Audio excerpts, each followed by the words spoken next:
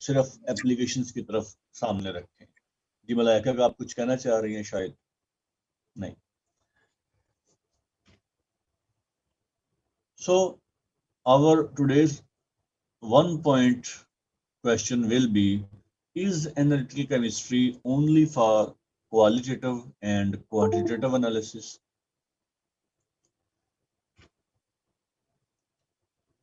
Then अगर आपका answer yes में है, then we don't need analytical chemistry. और अगर आपका आंसर no में है तो काइंडली बताएं कि analytical chemistry इसके अलावा क्या है।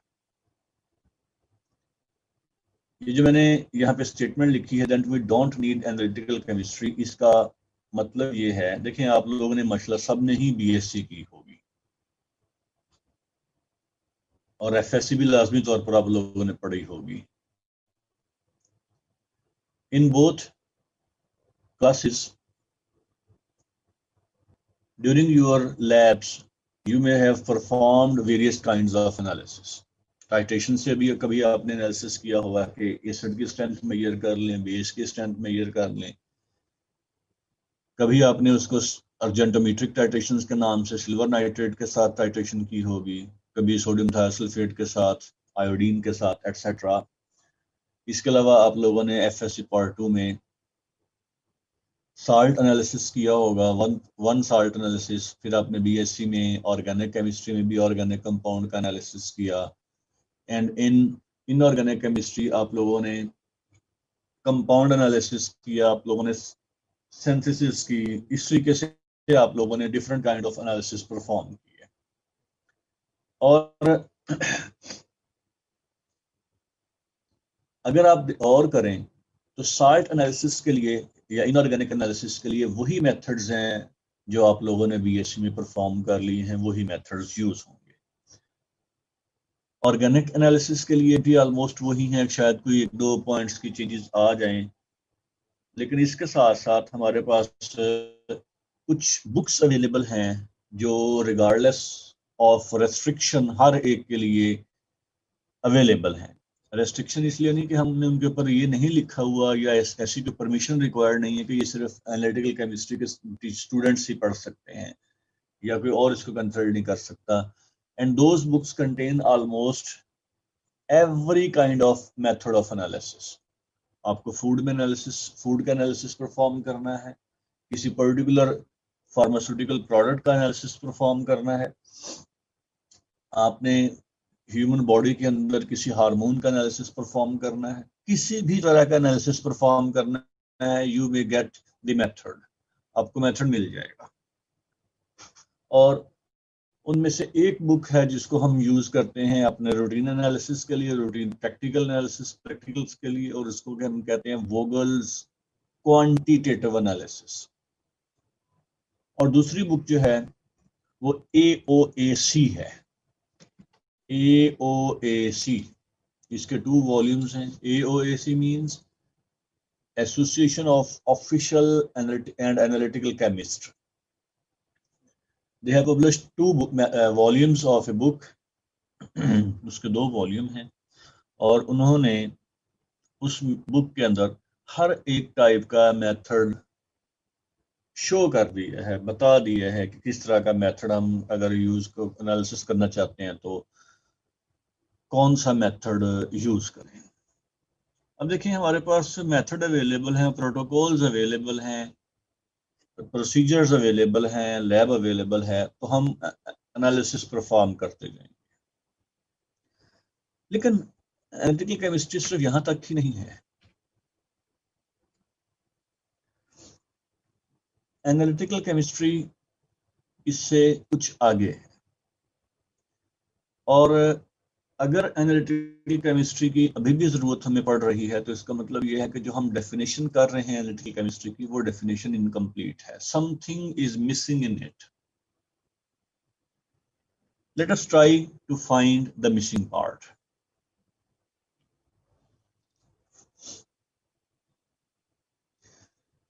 एनालिटिकल केमिस्ट्री हैज 4 पिलर्स और बाय डेफिनेशन हम इसकी डेफिनेशन को इस तरीके से कर सकते हैं that analytical chemistry deals with qualitative and quantitative analysis, ये दो पॉइंट्स हैं जो हम अभी तक पढ़ चुके हैं, जिनको अभी तक हमने किया है।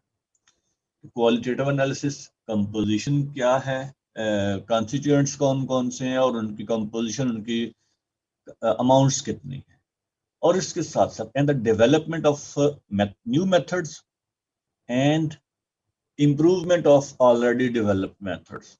कि एनालिटिकल केमिस्ट्री का पर्पस सिर्फ एनालिसिस ही नहीं है, बल्कि मेथड डेवलपमेंट भी है।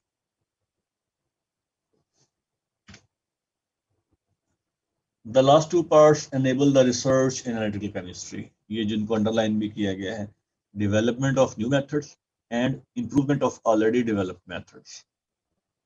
ना सिर्फ ये कि जो मेथड ऑलरेडी बन चुके हैं उनको इम्प्रूव किया जाए, बल्कि कुछ न्यू मेथड्स भी डेवलप कर लिए जाए। इसकी एग्जांपल, एक छोटी सी एग्जांपल मैं आपको देता हूँ। आप लोगों ने टाइट्रेशन परफॉर्म की होगी, एसिड बेस्ड टाइट्रेशन आप लोगों ने परफॉर्म की फिनोक्सालिन इंडिकेटर के साथ, और उसके बाद हो सकता है आप लोगों ने कोई कंडक्टोमीटर या पोटेंशियोमीटर के साथ, पीएच मीटर के साथ भी टाइट्रेशन परफॉर्म की हो। कुछ ऐसा किया आप लोगों ने? सर एसिड बेस्ड टाइट्रेशन किया है, पोटेंशियोमीटर के साथ नहीं कभी हमारी टाइट्रेशन करवाई किसी ने। कंडक्टोमीटर के साथ, कंडक्टर्स वगैरह? नो। चले, हम इसको यूं कर लेते हैं कि एक टाइट्रेशन एरर एक डेफिनेशन होती, एक टर्म होती है। टाइट्रेशन एरर मींस कि जो एक्चुअल एंड पॉइंट है और जो विजुअल एंड पॉइंट है, इनके दरमियान कितना वॉल्यूम डिफरेंस आता है। For example, phenolphthalein indicator use करते हैं तो phenolphthalein indicator changes its colour between pH of 8 to 10। Acid based titration, strong acid strong base HCl sodium hydroxide की टाइट्रेशन आप परफॉर्म कर रहे हैं और उसमें आपने फिनोल्फथालीन इंडिकेटर को यूज किया है। अब pH 8 से नीचे जैसे ही pH जाएगी तो फिनोल्फथालीन कलरलेस हो जाएगी। आप ब्यूरेट से ऐड कर रहे हैं एसिड और बेस आपने ली हुई टाइट्रेशन फ्लास्क में, उसमें ऑलरेडी आपने वो फिनोल्फथालीन इंडिकेटर ड्रॉप डाला हुआ है, तो ये पिंक कलर बन गया। आप उसको 1 by 1 drop by drop titrate कर रहे हैं। टाइट्रेशन के दौरान पीएच सिस्टम की डिक्रीज हो रही होगी क्योंकि एसिड ऐड हो रहा है। जैसे पीएच 8 पे आएगी, फिनोल्फथालीन कलरलेस हो जाएगी। फिनोल्फथालीन कलरलेस क्या शो होगा कि ये हमारे पास टाइट्रेशन कंप्लीट होगी, हम अपने एनालिसिस को स्टॉप कर देंगे। लेकिन एक्चुअली क्या होता है, टाइट्रेशन किस वक्त कंप्लीट होगी? जब एसिड बेस की न्यूट्रलाइजेशन कंप्लीट हो जाएगी, and that is at pH 7। pH 8 और pH 7 के दरमियान जितना भी वॉल्यूम रिक्वायर्ड था जो हमने ऐड नहीं किया, दिस इज एरर। इसकी वजह से रिजल्ट्स में एरर आएगी। अब अगर हम कोई ऐसा मेथड यूज कर लें जहां पे विजुअल इंडिकेशन की बजाय, जैसे pH मीटर है, हम pH मीटर को यूज कर लें, तो फिर क्या होगा? ये जो डिफरेंस है pH 8 से pH 7 के दरमियान, ये डिफरेंस कम हो जाएगा। डिफरेंस कम हो जाएगा तो हमारे जो रिजल्ट्स हैं वो बेहतर हो जाएंगे। ये हमने क्या किया, we replaced phenolphthalein indicator with pH meter, और ये मेथड की इंप्रूवमेंट होगी क्योंकि ऑलरेडी टाइट्रेशन तो ऑलरेडी परफॉर्म कर रहे थे, लेकिन हमने उसको इंप्रूव कर लिया। इंप्रूव किया किस तरीके से कि उसकी एरर कम कर दी।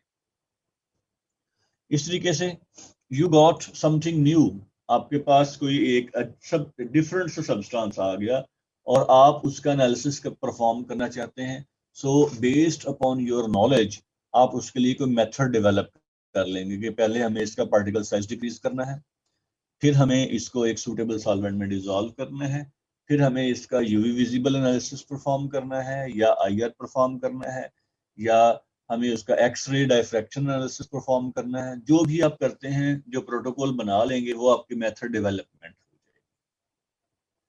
जैसे ग्लूकोज की डिटर्मिनेशन, जो ब्लड ग्लूकोज है, इसकी डिटर्मिनेशन के हमारे पास 2-3 डिफरेंट मेथड्स हैं।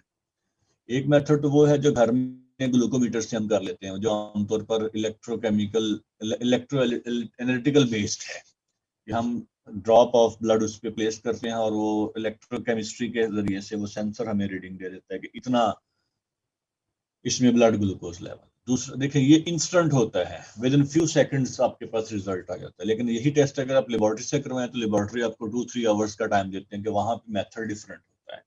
तो आप देखें, 2 डिफरेंट मेथड से आप ग्लूकोज लेवल डिटरमिन कर रहे हैं। So this is the development of method. एक मेथड ऑलरेडी लेबोरेटरी का डेवलप था, but you developed a new method कि हम उसको ग्लूकोमीटर से भी हम घर में परफॉर्म कर सकते हैं। So this is the development of new method. ये कुछ एग्जांपल्स हैं। हम इन 2 पॉइंट्स को सामने रखते हुए कि ये दोनों मेथड्स क्वालिटेटिव और क्वांटिटेटिव एनालिसिस के भी हो सकते हैं, दोनों जो वे हैं, पिलर्स हैं, पार्ट्स हैं, और ये इम्प्रूवमेंट भी हो सकती है। मतलब ये वो पॉइंट है जो एनेबल करता है हमें कि एनालिटिकल केमिस्ट्री की हमें ज़रूरत है। We don't need to stop this branch. इसका पर्पस सिर्फ और सिर्फ यही नहीं है कि दूसरों को हेल्प करे, बल्कि ये खुद भी कुछ करने के काबिल है।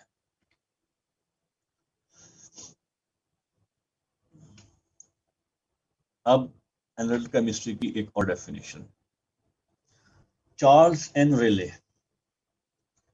इसने एक बड़ी इंटरेस्टिंग स्टेटमेंट दी है that analytical chemistry is what chemists analytical chemist do. जो एनालिटिकल केमिस्ट कर रहे हैं वो एनालिटिकल केमिस्ट्री है। इसका मतलब ये हरगिज नहीं है कि जो लैब में अपनी मन मर्जी करते रहे, लैब में डांस करते रहे तो एनालिटिकल केमिस्ट्री होगी। No, according to the rules of science, according to the set rules of science, जो परफॉर्म किया जाएगा वो एनालिटिकल केमिस्ट्री होगी। Federation of European chemical societies ने एनालिटिकल केमिस्ट्री की डेफिनेशन ये दी है, जिसका एक पार्ट मोहम्मद अली ने बताया भी था। Analytical chemistry provides the methods and tools. ये 2 पॉइंट्स हैं, मेथड्स, प्रोटोकॉल, टूल्स, जो भी एनालिटिकल टेक्निक्स होंगी, needed for insight into our material world. अब यहाँ पे सिर्फ मैटर की बात नहीं हो रही, मटेरियल वर्ल्ड की बात हो रही है कि हम लिविंग के अलावा नॉन लिविंग और स्पेस के अंदर जो मटेरियल प्रेजेंट है, मैटर प्रेजेंट है, उसके बारे में बात कर रहे होंगे। So every kind of method और tool that can give us information about our material world, वो एनालिटिकल केमिस्ट्री होगा। लेकिन उसकी लिमिटेशन लगा दी, for answering 4 basic question about a material sample, what, where, how much, what arrangement, structure or form। ये है क्या, क्वालिटेटिव एनालिसिस क्या है, वेयर, इसकी सोर्सेज कहाँ कहाँ हो सकते हैं, हाउ मच, इसमें जो कॉन्स्टिट्यूएंट्स हैं वो कितने कितने अमाउंट्स में है, एलिमेंटल कॉन्स्टिट्यूएंट्स कितने अमाउंट में है, और अगर कोई कंपाउंड्स प्रेजेंट है तो वो कंपाउंड किस किस कंपोजिशन से आ रहे हैं, उनकी अरेंजमेंट क्या है, स्ट्रक्चर क्या है, फॉर्म क्या है, एलोट्रोपी है, आइसोटोपी है, क्या है। इस तरीके से जब हम ये आंसर देंगे तो इसमें मेथड डेवलपमेंट भी साथ आएगी, अरेंजमेंट बताएंगे मेथड के साथ साथ आएगी, स्ट्रक्चर, वेयर, हाउ मच, हमारे पास ये सारा कुछ आता जाएगा। ब्रीफ हिस्ट्री अगर हम एनालिटिकल केमिस्ट्री की देखें स्टार्ट में जब साइंस डेवलप हुई तो साइंस के अंदर फिजिक्स, केमिस्ट्री, मैथ और ये ब्रांचेस का कॉन्सेप्ट नहीं था। With the passage of time उनका ओरिजिनेशन होती गई और वो डेवलपमेंट होती गई, इंप्रूवमेंट आई, तो फिर पता चलता गया कि साइंस में ये डिफरेंट ब्रांचेस हैं, इनका एरिया डिफरेंट होना चाहिए। सिमिलर अगर हम एनालिटिकल केमिस्ट्री की बात करें तो जो फर्स्ट रिपोर्टेड की बात हो रही है, नॉन डिस्ट्रक्टिव एनालिसिस है, इट इज फ्रॉम आर्शिमीदेस। किंग के पास पर्शिया से एक, यूनान का किंग था ना ये, ग्रीक, पर्शिया से एक क्राउन आया, किंग का क्राउन आया, गोल्ड का बना हुआ। इट वाज शोन कि ये गोल्ड का बना, एंड किंग हैड डाउट कि ये प्योर गोल्ड नहीं है। ही गेव इट टू आर्शिमीदेस और आर्शिमीदेस ने फिर उसको नॉन डिस्ट्रक्टिव एनालिसिस परफॉर्म किया। देखिए सिंपल एनालिसिस तो ये था कि उसको मेल्ट करो, मेल्ट करने के बाद देख लो कि गोल्ड के अलावा कुछ प्रेजेंट है कि नहीं। लेकिन जाहिर है कि आप जो इस तरह का गिफ्ट होता है किसी भी एक किंग से दूसरे को मिला हुआ, उसको आप डिस्ट्रॉय नहीं करते, तो आप नॉन डिस्ट्रक्टिव टेक्निक यूज करते हैं। आर्शिमीदेस ने अपना जो प्रिंसिपल है जिसमें वो वाटर की डिस्प्लेसमेंट का कॉन्सेप्ट आया था कि जितना वेट ज़्यादा होगा, वॉल्यूम ज़्यादा होगा, डिस्प्लेसमेंट उसी के हिसाब से होगा, वाटर उसी हिसाब से रिमूव होगा। उसके जरिए से उसने किंग का जो अपना क्राउन था उसके देखा कितना वाटर उसने डिस्प्लेस किया, फिर उसने उसी साइज का, उसी वॉल्यूम का, उसी शेप का एक सिल्वर का बनाया और एक प्योर गोल्ड का बनाया। तो वाटर डिस्प्लेसमेंट से उसने बताया कि जो किंग को गिफ्ट के तौर पर दिया गया क्राउन है, ये क्राउन प्योर गोल्ड नहीं है, बल्कि इसमें सिल्वर जो है वो एडेड है। उसके बाद फिर डेवलपमेंट के अंदर हम फर्दर देखते जाएं तो लिवाइजे का नेम आता है, who is termed in one way the father of analytical chemistry. Analytical chemistry के हवाले से उसको क्यों कहा जाता है कि उसने मैथ्स का जो कॉन्सेप्ट है, बैलेंस का जो कॉन्सेप्ट है उसको इम्प्रूव किया, बैलेंस इम्प्रूव किया। सो मैथ्स कंजर्वेशन, स्टोकियोमेट्री कैलकुलेशन, इसके बारे में उसका बड़ा काम है। और उसके बाद फिर ये development with the passage of time होती गई। ये थोड़े से 2-4 पॉइंट्स मैंने यहाँ पे लिखे हैं, you can go through these concepts, these readings, और आप एनालिटिकल केमिस्ट्री की जो हिस्ट्री है उसके बारे में कुछ पढ़ सकते हैं। अब थोड़ा सा हमारे पास टाइम भी थोड़ा सा कम है आज, लेकिन मैं आपको कोशिश करता हूँ कि टाइप्स ऑफ एनालिसिस के बारे में ब्रीफली बता दूं, क्योंकि फिर हम नेक्स्ट लेक्चर में इंशाल्लाह अपना जो टॉपिक है सेपरेशन टेक्निक्स उसकी तरफ मूव करते हैं। Types of analysis on the basis of nature, के नेचर क्या है, क्वालिटेटिव एनालिसिस होगा, क्वांटिटेटिव एनालिसिस होगा, क्या कुछ है। इसके अलावा ये आप देख लें, क्वालिटेटिव और क्वांटिटेटिव एनालिसिस के बारे में कार्टून है, कॉमिक है, जस्ट एक।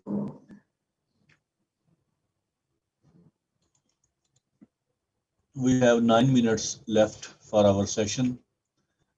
Fundamental analysis, which is the improvement of method, कि मेथड को हम किसी मेथड को कैसे इम्प्रूव कर सकते हैं। देन करेक्टराइजेशन एनालिसिस, हम एक पर्टिकुलर प्रॉपर्टी को स्टडी करना चाह रहे हैं कि ये सब्सटेंस जो होगा, सब्सटेंस जो भी है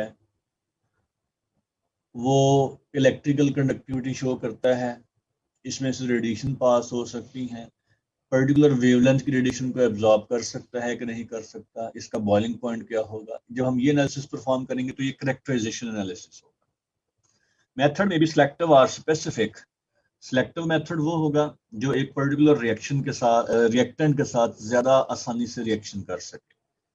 और स्पेसिफिक रिएक्शन कौन सा होगा, जो सिर्फ एक पर्टिकुलर सब्सटेंस के साथ ही हो सके। जैसे सोडियम हाइड्रोक्साइड को आप किसी भी मेटल सॉल्यूशन के अंदर ऐड करेंगे तो मेटल के हाइड्रोक्साइड बन जाएंगे। ये सिलेक्टिव होगा कि मेटल अगर प्रेजेंट होगी तो उसका हाइड्रोक्साइड बन जाएगा। लेकिन अगर आप डाइमिथाइल ग्लाइऑक्साइड का सॉल्यूशन, डीएमजी का सॉल्यूशन ऐड करेंगे तो वो सिर्फ निकल के साथ कॉम्प्लेक्स बनाएगा। ये स्पेसिफिक है। आप अपनी क्लास में एंटर होते हैं तो आप किसी भी अपने जो ग्रुप के अंदर फ्रेंड मौजूद हैं उनके साथ बैठ जाते हैं। ये सिलेक्टिव है कि क्लास में से पूरी क्लास छोड़ के आप अपने ग्रुप के जो 4-5 लोग हैं उनमें से किसी के साथ बैठते हैं। लेकिन आप किसी एक पर्टिकुलर पर्सन के साथ ही बैठना पसंद करें, ये स्पेसिफिक हो जाएगा। On the basis of method, volumetric method, volumetric analysis होते हैं जिसमें हम वॉल्यूम मेजर करते हैं, ये टाइट्रेशन हो जाएगी। ग्रेविमेट्रिक होते हैं जिसमें हम उसका मैस मेजर करते हैं कि हम सब्सटेंस जो भी एनालाइट है उस एनालाइट में हम कोई रीजेंट ऐड करते हैं और वो रीजेंट उसको प्रेसिपिटेट में कन्वर्ट कर देता है। फिर हम उस प्रेसिपिटेट को ड्राई करके उसको मैस मेजर करते हैं और वहां से कैलकुलेट कर लेते हैं एनालाइट कितना था। स्पेक्ट्रोस्कोपिक, कि हम रेडिएशन देखें कि रेडिएशन उसमें कितनी एब्जॉर्ब हो रही है। लैम्बर्ट बियर लॉ यूज करते हुए आप मेजर कर सकते हैं बियर्स लॉ के अकॉर्डिंग कि कंसंट्रेशन कितनी है उस सब्सटेंस की। ये भी डिटेल से इंशाल्लाह आप लोग यहाँ पढ़ेंगे। इलेक्ट्रो एनालिटिकल टेक्निक्स, कि हम इलेक्ट्रिक करंट या इलेक्ट्रिक पोटेंशियल उसको सप्लाई करें और देखें कि सब्सटेंस में सोल्यूशन में क्या चेंजेस आ रही हैं। पीएच मीटर, कंडक्टोमीटर और वोल्टामीट्री, इलेक्ट्रोप्लेटिंग एक्सेट्रा, ये इसकी टाइप्स हैं इलेक्ट्रो एनालिटिकल की। थर्मल, कि हम हीट सप्लाई करें और देखें कि उसके मैस में कितनी चेंज हो रही है, कोई वोलेटाइल सब्सटेंस तो नहीं प्रेजेंट वहां पे। जैसे जो वेट क्लोथ्स हैं ये सनलाइट में ड्राई हो जाते हैं, तो ड्राई होने का मतलब क्या है कि उसके मैस में चेंज आ गई, तो ये थर्मल एनालिसिस हो जाएगा। और इसके अलावा बहुत सारे दूसरे मेथड्स हैं जिनको आप with the passage of time study करेंगे।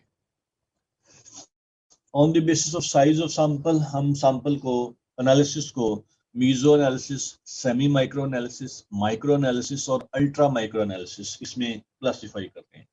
आल्दो ये क्लासिफिकेशन बहुत ओल्ड हो चुकी है, लेकिन स्टिल इसको वैलिड करते हैं क्योंकि हम आमतौर पर जो एनालिसिस परफॉर्म करते हैं वो अल्ट्रा माइक्रो या सब अल्ट्रा माइक्रो लेवल पे होता है। अगर साइज ऑफ सैंपल, ये साइज ऑफ एनालाइट नहीं है बेटा, हो सकता है कि आप रॉक सैंपल लेके आए, जिस 1 kg सैंपल लेके आए और उसमें जस्ट 1 ग्राम एनालाइट प्रेजेंट हो, तो हमने उस सैंपल की बात करनी है। अगर 1 kg में 1 ग्राम है तो 1 ग्राम में 1 मिलीग्राम होगा रेशियो से। साइज ऑफ सैंपल इस रेंज में आ रहा हो तो हम टाइप ऑफ एनालिसिस की बात कर लेते हैं। इसके अलावा केमिकल और इंस्ट्रूमेंटल मेथड्स हैं। अगर हमारा जो एनालिसिस है it uses only analytical technique, chemical substances, जैसे आप लोगों ने लेबोरेटरी में परफॉर्म किया है, वो परफॉर्म क्या किया आप लोगों ने परफॉर्म किया है साल्ट एनालिसिस के डिफरेंट केमिकल रीजेंट्स ऐड करते हैं तो कलर अपीयर हो रहा है नहीं अपीयर हो रहा, उसकी बेसिस पे एनालिसिस करते हैं तो वो केमिकल एनालिसिस होगा। और अगर आप इंस्ट्रूमेंट के साथ करते हैं, रिफ्रैक्टोमीटर के साथ किया आपने, फ्लैग्मोमीटर के साथ किया या आपने पोलैरीमीटर के साथ किया, तो ये इंस्ट्रूमेंटल मेथड्स होंगे। अच्छा बेटा, इस दौरान आप लोग एक काम करें कि चैट बॉक्स में अपने अपने नेम और अपने रोल नंबर लिखते हैं ताकि वो अटेंडेंस मार्क करने के लिए मेरे लिए आसानी हो जाए, क्योंकि हमारे पास जस्ट 4 मिनट्स हैं, उसके बाद हमारा सेशन, हमारा टाइम एंड हो जाएगा। ये इनकी कुछ एडवांटेजेस और डिसएडवांटेजेस हैं। इस तरीके से ये केमिकल मेथड्स होंगे सारे, और ये जो दूसरी स्लाइड हमारे पास ये पार्ट आ रहा है इसमें सारे इंस्ट्रूमेंटल मेथड्स हैं। आमतौर पर एक के जो एडवांटेजेस होंगे वो दूसरे के डिसएडवांटेजेस होंगे, लेकिन इसके अलावा भी आप देख सकते हैं for a better and modern analysis we use a combination of chemical and instrumental methods, ये हम यूज कर रहे होते हैं instrumental methods. These are some recommended books: Analytical Chemistry by G.D. Christian, Fundamentals of Analytical Chemistry by Skoog, Westphal and Crouch, Modern Analytical Chemistry by David Harvey। और इसके अलावा analytical chemistry की कोई भी बुक अवेलेबल आपके पास हो आप उसको कंसल्ट कर सकते हैं, कोई रेस्ट्रिक्शन नहीं है। मैं ज्यादातर इस बुक पे फोकस करूंगा, जो जीडी क्रिश्चियन की बुक है इसमें मैं फोकस करूंगा, लेकिन you are not restricted to use only this book, क्योंकि बेटा जो हम लोग टीचर्स हम आपको लेक्चर दे रहे होते हैं, यूजुअली ये सिर्फ एक बुक से नहीं होता, ये मोर देन 1 बुक कंसल्ट की गई होती है। सो आप बेहतर होगा कि बजाय इसके कोई नोट्स या किसी इस तरफ आप जाने की बजाय आप इनको बुक्स को पढ़ लें, कॉन्सेप्ट ले लें, बाकी हर चीज़ आपको अवेलेबल होगी। और मेरे पास मेरे अपने बनाए हुए कोई नोट्स नहीं होते। इंशाल्लाह आप लोग क्लास में आएंगे तो आप लोग देख लेंगे कि जो मेरा लेक्चर मेथड है वो किस तरह का है। तो नोट्स वगैरह अगर कोई अवेलेबल होंगे तो आप लोगों को खुद ही बनाने पड़ेंगे, या हो सकता है आपके किसी स्टूडेंट ने, किसी सीनियर ने बनाए हों, तो उसके बारे में मुझे ज़्यादा इल्म नहीं है।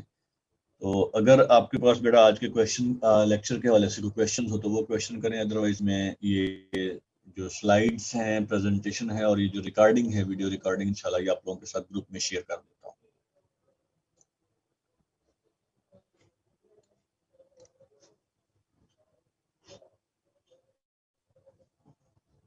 जी mister CR and miss GR, आपके क्योंकि आप रिप्रेजेंटेटिव हैं क्लास के, तो इसलिए आपका जो आंसर होगा वो कंसिडर किया जा सकता है कि पूरी क्लास का आंसर होगा।